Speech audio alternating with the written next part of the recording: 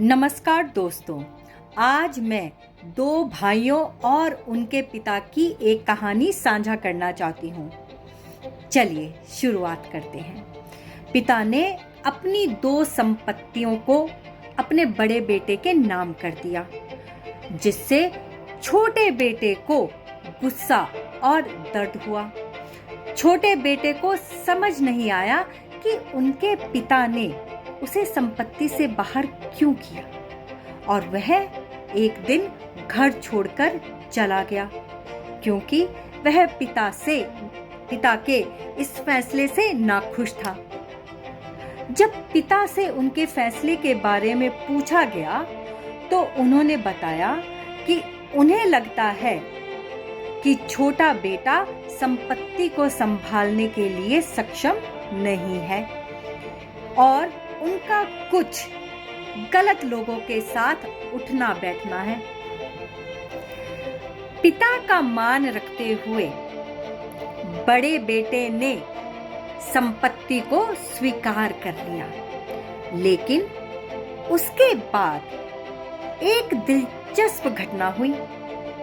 दिलचस्प घटना यह हुई कि उन्होंने उस प्रॉपर्टी को, मतलब बड़े भाई ने उस प्रॉपर्टी को जब मार्केट अनुकूल हुई उसे बेच दिया। लेकिन उससे भी उल्लेखनीय क्या हुआ, आपको बताती हूँ। उससे भी उल्लेखनीय यह हुआ कि जैसे ही प्रॉपर्टी बिक्री हुई, उन्होंने राशि का 50% अपने छोटे भाई को दे दिया। क्या बात है, क्या बात है। जब बड़े बेटे से उनके इस फैसले के बारे में पूछा गया तो उन्होंने कहा, मेरे भाई, मतलब मेरा भाई और मैं दोनों इस प्रॉपर्टी में बराबर के हिस्सेदार हैं। जो मेरे पिता ने किया वह उनकी आस्था थी, जो मैंने किया वह मेरा धर्म था। क्या बात है, क्या बात है। देखिए दोस्तों, यह एक सच्ची घटना है। यह कोई बनाई हुई स्टोरी नहीं है। यह सच्ची घटना है जो मेरी आंखों के सामने न्यूजीलैंड में हुई।